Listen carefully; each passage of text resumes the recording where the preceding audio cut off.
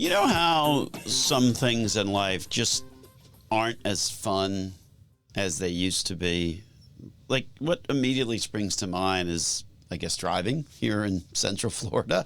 Not as fun as it used to be because there's a lot more people on the roads. I know it takes me about twice as long with my commute as it did 20 years ago. So that's kind of less fun, right? And then the other thing that always comes to mind in terms of what is less fun now is flying, right? If you harken back all the way back to the days of sort of pre 9/11, which, good Lord, it's shocking how many years ago that was, but it was just easier to fly then, and nowadays you fly and it seems like it's all just a sea of people, and you have all these discount airlines, which is great because then you can fly for less money than what you ever used to be able to do, but it basically means that flying is no different than sticking a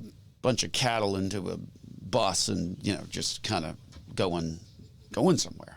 So it's just kind of less fun, right? And you think about it, you go to these airports, and I don't know if you've been to the new Terminal C out at Orlando International, but be prepared to walk. Okay, go get your steps in when you use Terminal C out there at Orlando Airport. And so I have this on my mind, particularly kind of the flying thing, because we're actually flying out tomorrow, on Monday, and sort of heading out on one of our annual visits that we do to sort of visit the money. We're actually going out to one of our main investment management firms that we utilize in terms of money management. And so what we like to do is to sort of go and visit the money, much like we encourage our clients and folks that are interested in coming in to meet us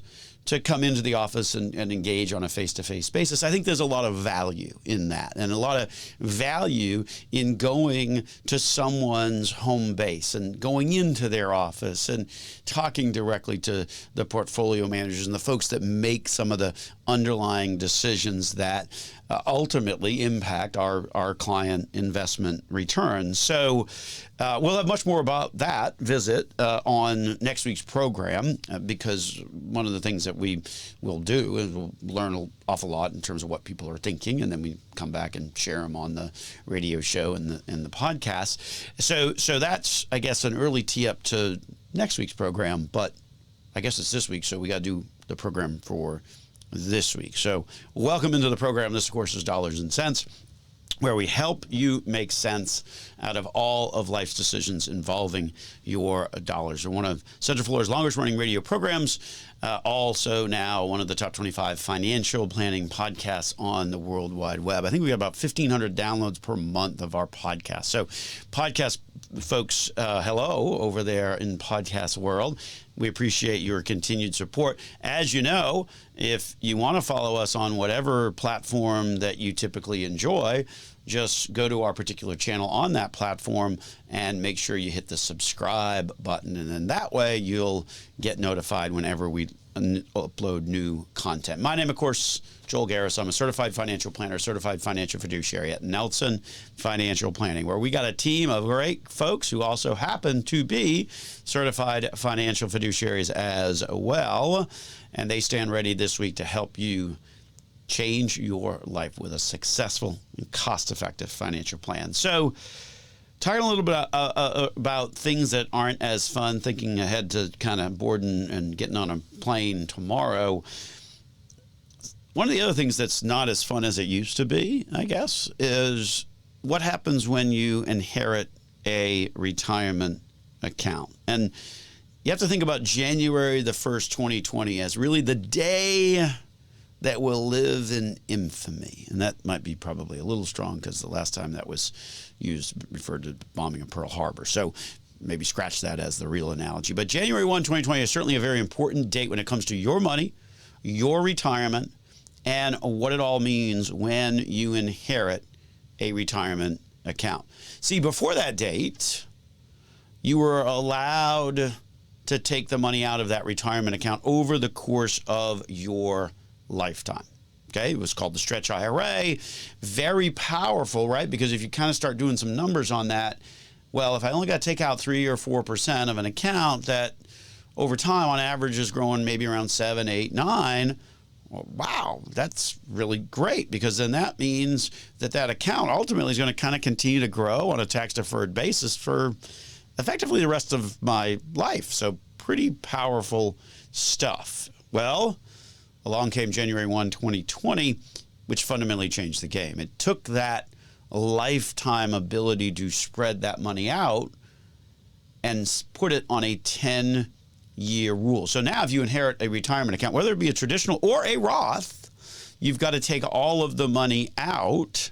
In the case of the traditional, obviously you've got to pay the taxes on it. And therein lies the real method, or the real reason why the 10-year rule was created, because the folks in Washington need your money, and they need it desperately because they don't know how to balance a budget.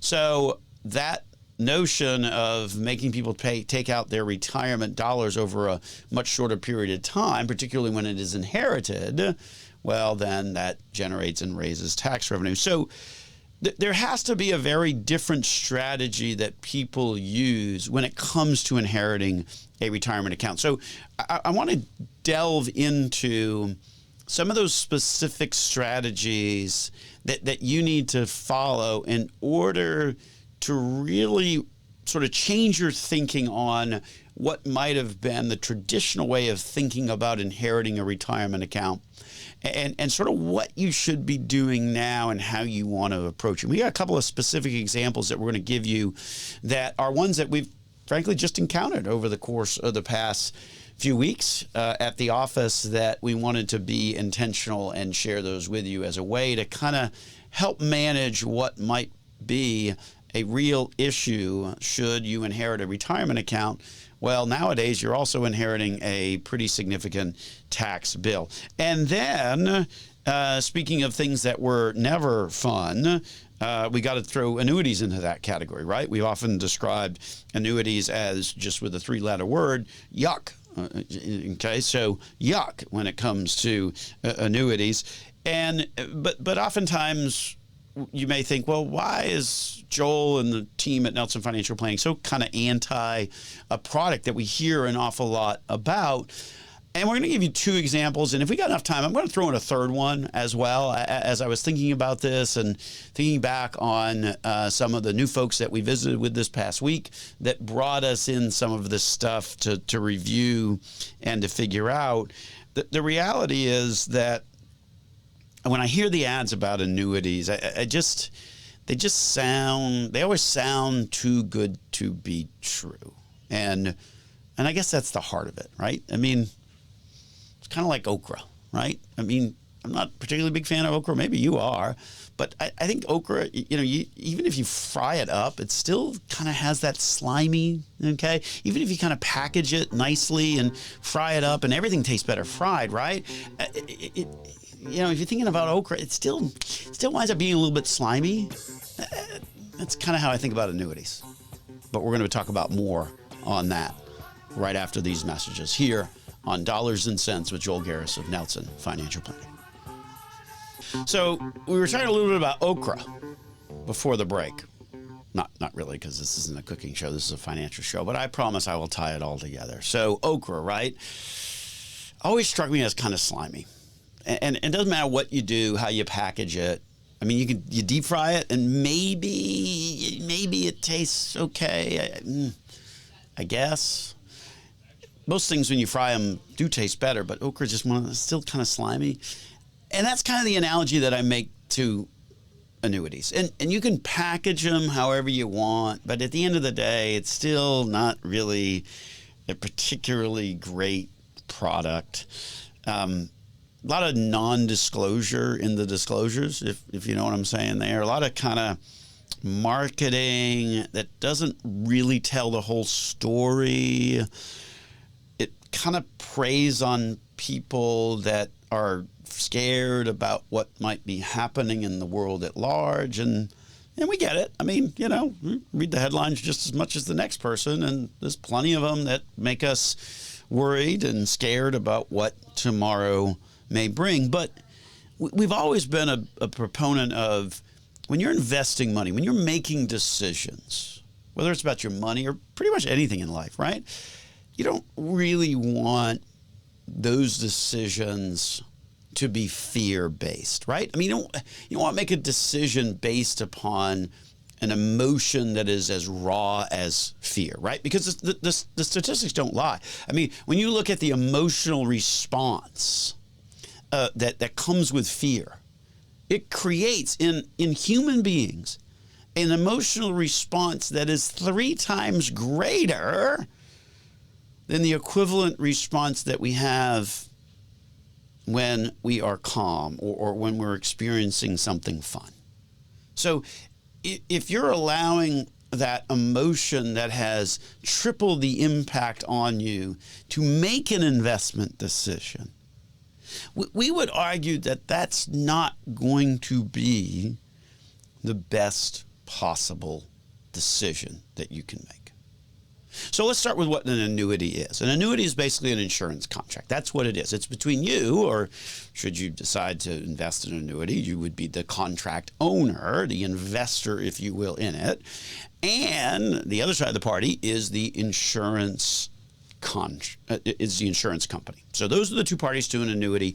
And typically there's 2 other parties. There's an annuitant, which is sometimes it used to be back in the day where annuities were annuitant driven. That's the person whose life it is that you measure out kind of how the annuity pays out in terms of death benefits or income streams or things like that. Most annuities these days are now kind of owner driven, so you don't hear as much about the annuitant. But then the other party is the beneficiary, right? So as with any typical investment account, retirement account, whatever the case may be, you can name a beneficiary on that. So those are sort of the parties to the insurance contract that is the annuity.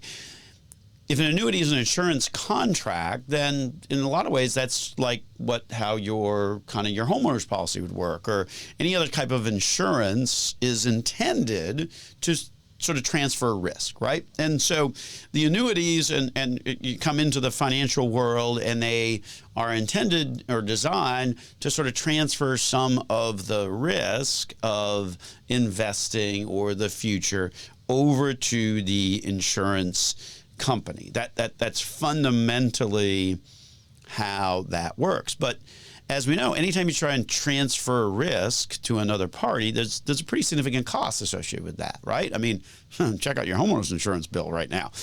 There's a cost to that. And so with that cost, particularly when you talk about investing and your return, the higher those underlying costs are, then the more or the less you actually wind up making, because the higher those costs are, it erodes your return and ultimately winds up reducing down what your actual return is over time.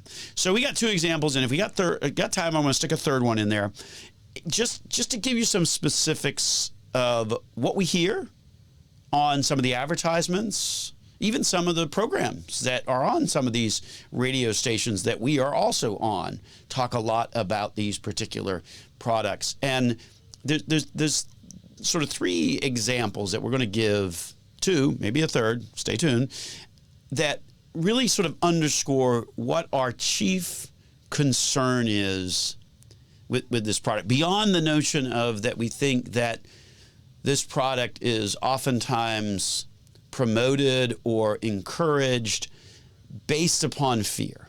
And the numbers would bear that out. When you look statistically at how annuity sales go, they spike every time in a year where uncertainty and investor concern is the highest. And so those numbers drive annuity sales. And so whenever you have a tough year economically or market-wise, you see annuity sales going up. So anyway, so we've got 2, maybe 3 specific examples of kind of how it actually works. So Thanks for joining into the program here. Of course, this is Dollars and Cents, where we help you make sense out of all of life's decisions involving your dollars. We're one of Central Florida's longest running radio programs. Next year, our firm celebrates our 40th anniversary. So we've got that big 4-0 to look forward to next year. My name is Joel Garris. I'm a certified financial planner, certified financial fiduciary with Nelson Financial Planning, where we got a team of great folks who also stand ready to help you. No matter where you are in your financial journey, we are here to help. We don't have any account minimums, and all of our conversations are, of course, free of charge. So maybe you've been approached to put money inside of an annuity. Guess what? We would encourage you to ask for a second opinion on that. So before you do that, come on in, have a conversation with us, and let us kind of tell you exactly what is going on with the product, so that you're not sitting in my office and we're looking at the product that you've already purchased only to discuss the 15-year surrender schedule that applies on the product. So you've got to really pay attention to all of these kinds of issues. But specifically, we're going to talk about three different things. And we get it, these product sales and all of that, it is a huge volume across the board, and we understand it plays on fear, and it's easy to become vested in these types of products as a result of that. But I'm going to start with the first item, and that is this notion: these annuities, these fixed annuities, these equity-linked annuities. And you've heard us talk about this before, folks. If you're told that there's an investment product out there that gives you all the upside of the market with none of the downside risks, let me say that again.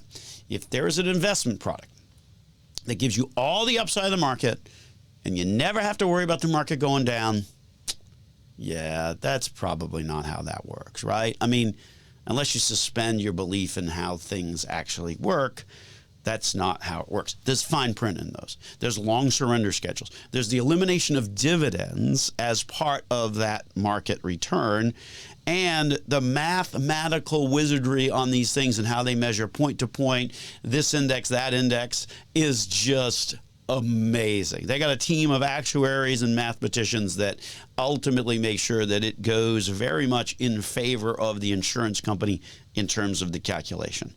We see clients trapped in these products all the time. Their 15-year surrender charge schedules are normal. That means that if you want to get access back out of your money, well, then there's a cost. And there's a pretty significant cost that lasts for a really, really long time. Why does that exist? Well, because if the insurance company is going to make the promise that it is making in these products, then they need to hold on to your money for as long as possible in order to ultimately hold that money throughout the entirety of an economic cycle. And if the insurance company can do that, and they do that because if you take your money, then you're going to be hit with a charge, and then insurance companies are going to be made whole anyway. But if they do that, then ultimately they wind up coming ahead because they're taking that money and ultimately using that and investing that on their own accord. So that's the first way. The second thing is these income benefits. And these income benefits really are deceiving in terms of how they're advertised because they play a little shell game with the math. And we're going to explain that shell game that they play with the math, but we got to take a break first. So hold on through the break. We will be back to continue this conversation of why annuities are like okra, as we started out the segment. So with that, we'll take a break. This is Dollars and Cents with Joel Garris of Nelson Financial Planning. So what are all the ways in which you can prepare okra, right? You can fry it, you could pickle it. Guy, the producer, and I were having a conversation during the break about how he likes pickled okra. I still, even if you fry it, though, it winds up being slimy. In a lot of ways, that's the analogy that we draw to the annuity. You can kind of deep fry it and kind of make it sound good and make the ads all, hey, none of the downside of the market, all the upside, yay, okay. But once you kind of read the fine print and bite into it, it's still kind of a little slimy, in my opinion. And so that's how we think of annuities. Before the break, we talked about the second example that gives us some indigestion when we hear this conversation about annuities. And this one, we turn our attention now to some of the income benefits. And these income benefits are described that you're going to get 8% income. Doesn't that sound great? I mean, you give me $100,000, I'm going to get 8% back in income during the course of my retirement.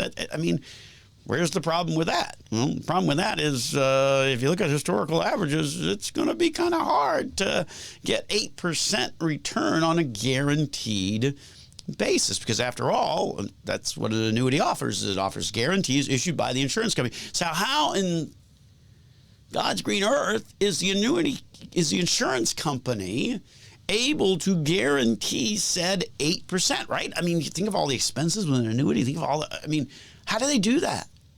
Well, it's because they don't.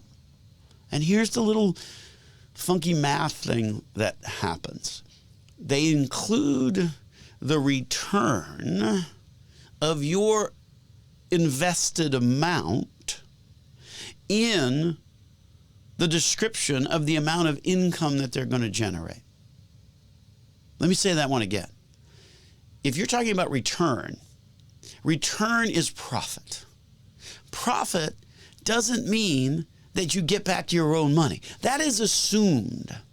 If you give someone $100,000 and they give you back $100,000, you have made nothing.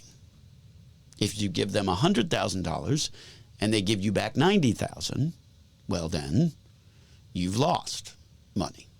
If you give someone $100,000, your return is not measured to include that $100,000.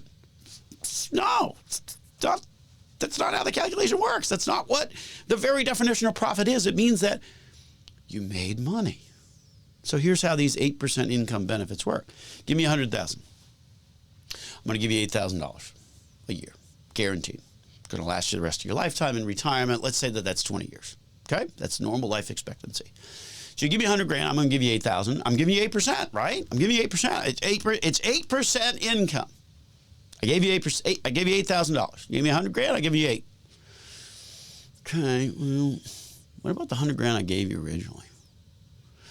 Let's do the math. So if I get $8,000 a year, get it for a normal length of period of time of retirement, so 20 years. So 8 times 20, that's $160,000. Oh, wait. Well, the $160,000, $100,000 of it was what I originally invested. So, wait, my profit, 160 minus the 100 I gave you, well, that's only $60,000. Okay. So $60,000 of profit cumulatively over a 20-year period of time, 60,000, I'm going to divide that by 20. So then my annual profit is actually 3%, right? 60,000 divided by 20, right? $3,000. $3,000 on a $100,000 investment, because that's what you invested. Well, that's 3%, right? Well, 3 ain't 8. Right? So the notion of these advertisements that say, we're going to give you 8%, I hope you stayed with me through that math. And I know it's a little hard to describe on air, but it's really only a 3% return. So those products aren't really a whole lot different than kind of like a fixed annuity or a CD or those kinds of products where you get a certain fixed rate of return and it is what it is. And the problem is that these annuities are sold with so much wonder and excitement and fear and high commission and high surrender charge that at the end of the day, you believe things that really aren't true. But if you take a fine look at it and actually run the numbers and don't ignore basic definitions like what profit is, you'll come very rapidly to the conclusion that that 8% income benefit is only giving you a 3% return. And that's where we have the problem. That's where we have the problem of how these products are described. Because don't you think that's a little bit slimy? Don't you think that's a little bit okra-ish? That it's just not quite the way that it's supposed to be? I mean, you can deep fry it. You can make it kind of try and make it taste better. Shoot, you can even pickle it. But still not quite right? Here's the third one. And we're going along on this, but stay with me. Here's the third one. I got a 10% bonus. This one came with a 10% bonus. It's a 10% bonus, a 10%. It's a bonus of 10%. Okay. Here's the way normal people think of that. And the reason that they say that way is because most people are normal and they hear it and they think, oh, well, I guess that's true. So if I give you $100,000 and you give me a bonus of 10%, well, okay, then that means that at some point there's $110,000 that I should be able to walk away from, right? I mean, literally, okay, that's what a bonus means, right? I should. Except here's the thing, and here's the fine print. The 10% bonus doesn't have anything to do with your money. It's not like you could do $100,000. I'm going to get a bonus, and then a year later, 2 years later, 3 years later, you can turn around and be like, okay, I want my 100, and I want that bonus too. Can you just give me the 110,000 back? No, that's not the way it works. Because the bonus applies not to the value, and this is where it gets kind of a little wonky or ochreish, if you will. The bonus doesn't apply to your account value. It applies to your underlying income base. Well, okay. Now we got a whole nother concept here. The income base is not your account value. There's always two different values on these annuities. One is your account value. How much money could I get if I wanted to take the money and go and do whatever with it? And then there's the income base, which is you can never really get the total amount of money that's in that income base unless you elect to get an income, and that income is then calculated based upon a percentage of said income base, and then that income trickles to you over the course of the next 20-odd years. You see how that works, kind of? Because you never really get to that 10% as a real true bonus. It's just part of the income base, but you never really get to that as a true number because you're required to take that out over a period of time. And then the income that you're getting is based on a percentage of what that income base is. Yes, the income base is 10% higher than what you started with in terms of the investment, but it's not real money. It's based upon the calculation to generate out the amount of income that you're going to get trickled out to you over the course of the next 20 years. Bottom line is that you need to be very careful with these products. You need to be very careful with the products. You need to make sure you're asking the right questions. You need to read the fine print. These are the highest commission, highest surrender charge products in the financial services industry. Enough said about all of that. Here's the opportunity. If you have been approached to put your money into any of those types of products, we encourage you to give us a call at the office, 407-629-6477, and give us the opportunity to review that absolutely free of charge and give you our perspective on it. Or you can go to our website, nelsonfinancialplanning.com, and fill out the Contact Us button. I think it's like a blue button. You click on it, put in your information. We'll give you a call right back during business hours. During off business hours, you got to wait for us to come back into the office, and then we'll call you. So that's how you can reach us. So that's the annuity side. So we'll shift gears now on to another item that we talked about at the top of the program, which is inheriting a retirement account. And the day you have to really be aware of is January 1, 2020. And that really is the dividing line, if you will, between fun, or I guess if you inherit a retirement account, you've got a little bit more flexibility. And after that date, you don't have as much flexibility. So we're going to talk about that when we return here on Dollars and Cents with Joel Garris of Nelson Financial Planning.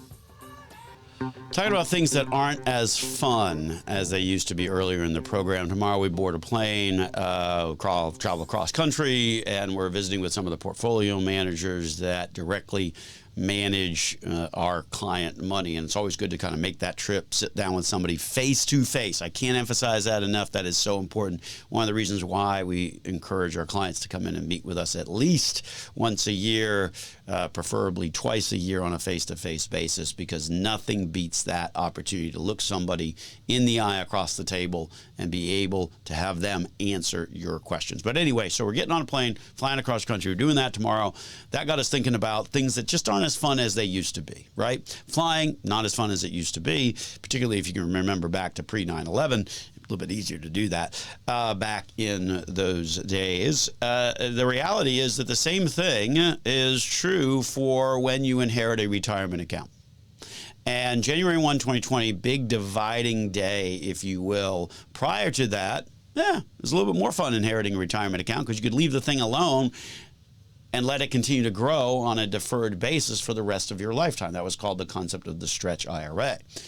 After January 1 of 2020, not the case. You got to take it out within a 10-year period of time. You got to pay taxes on it. And even if it isn't a Roth, okay, fine, you don't pay taxes on it, but you still have to pull all of that money out and get it out of that tax-deferred wrapper. So those are the new rules. Here's the caveat, and a couple of things that we want to dig into on this segment. First of all, if you were grandfathered, if you have a retirement account that you did inherit prior to January 1, 2020, and this is crucially important because we actually ran into this just this past week where someone thought, oh, wait a minute, I got to now do the 10-year rule. No, absolutely not. If you inherited that retirement account prior to January 1, 2020, the good news is that you are grandfathered into the old rules, which means that you just have to take out a required minimum distribution based upon your lifetime, giving you the opportunity to spread out the distribution of that account over the course of the rest of your lifetime. So if you inherited the account or if that person passed away prior to January 1, 2020 that you inherited from, then the old rules still apply, and that account has been grandfathered, at least under current rule. Going forward, January 1, 2020, then, okay, now you've got the issue of having to take it out within a 10-year period of time. If required minimum distributions have started, meaning if the person that passed was over the age of 73, then you've got to maintain a same required minimum distribution, but this one would be based upon your life expectancy. If they haven't started the required minimum distribution, then the good news is that you've got full flexibility. You could skip the first few years, not take anything out, but that would mean that you would have to take it all out in the remaining period of time. Again, 10-year rule, hard and fast, you got to get it all out. So what does that all mean? Because in our minds, what it means is that there's an opportunity to sort of shift the strategy. And you want to be thinking about this particularly in a couple of different cases. And the one that I'm going to kind of focus on is the one that we ran into a couple of times over the course of the past couple of weeks. It's actually one that I ran into on a personal basis with my mother when we moved her into a care facility. So when you're incurring those kinds of medical expenses, these care facilities, some of them will have upfront fees. Certainly they'll have ongoing costs on a monthly basis. So if you're a caregiver for someone and you know that there's a retirement account as part of the overall picture, well, all of these expenses that come with care are medical expenses. Some of them, slices of them might not be, but for the most part, they are medical. And they're allowed to be deducted as a medical expense. Well, here's the thing about medical expenses. You have to use them in the year in which you incur them. Otherwise, you're not going to be able to get a tax deduction for it.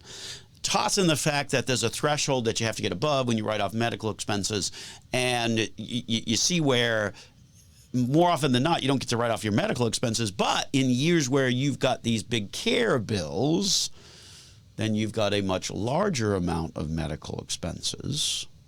Then you have a much more realistic possibility of writing off medical expenses.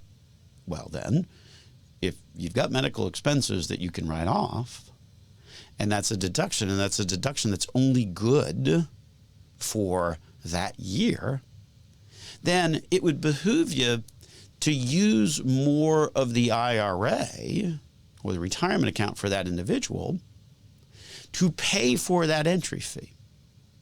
Because if you take the money out of the IRA, okay, great, yep, you created taxable income, but then you've got the medical expense that's going to offset that. So that's just one of the ways, one of the strategies to kind of rethink about this a little differently than what traditionally you might have done. Because previously under the old rules, right, you inherit an IRA, you get to have it sit around, continue to grow, and take it out over the rest of your life. Now with the 10-year rule, maybe that's not what you want. Maybe you want to use more of that in that person's lifetime and leave other assets, particularly assets that might not be inside of a retirement account, leave those other assets alone. And that's sort of a shift, if you will, a little bit of a shift in kind of the thinking pre-2020 versus where we are now. But stop and think about how that would play out. So, you know, if you've got an entry fee, so there was an entry fee at the facility that my mom went into, it's going to be like a $70,000 medical expense, right? Because it's a lump sum, you know, entry fee, and so a lot of them work that way, and then there's monthly. So if there is that cost, well, then I've got a medical expense, right? And you know, but let's create some income to make sure that we use all of that tax benefit of that medical expense. You take the money out of the IRA in order to trigger that, and ultimately what that means then is that for the next generation, then they don't have to worry about the tax implications being compressed in this short 10-year period as the rule is now. So certainly something to really think about in terms of the strategy as it relates to which type of accounts you use to fund which types of things, particularly with this rule change on IRAs and how that works out. I think more and more we see the reasons why you probably want to use a little bit more of the IRA than what you might otherwise have done, particularly if you've got some medical expenses. But more importantly, maybe that individual retired, they're in a lower tax bracket, right, than if you're working. Maybe it's better to have those taxes paid on that person's return that is retired rather than inherit their retirement account after they pass, and then you're still working, and lo and behold, you got to take out a bunch of money within a 10-year period of time, which is only going to be taxed then at your highest marginal tax bracket. So a very different way of kind of thinking about kind of how that works. One of the many ways and one of the many reasons why we have a tax preparation and planning department at Nelson Financial Planning is to really kind of help work through these tax issues that are so much broader than just looking at purely the investment side of things. So with that, we're going to wrap it on up and get on out of here. If you're wondering how flying and okra are related, well, go to one of our podcast platforms and listen to this show, and you'll see where we tried to connect those two together. Anyway, we're going to wrap it on up and get on out of here. Thank you so much for listening to this show. If you missed any part of it or you want to hear why flying and okra is related, go to our podcast platforms and check us out. Also on our YouTube channel at Nelson Financial Planning. To get connected, be sure you visit our website, nelsonfinancialplanning.com. My name is Joel Garris. I'm with Nelson Financial Planning. Enjoy the rest of your day.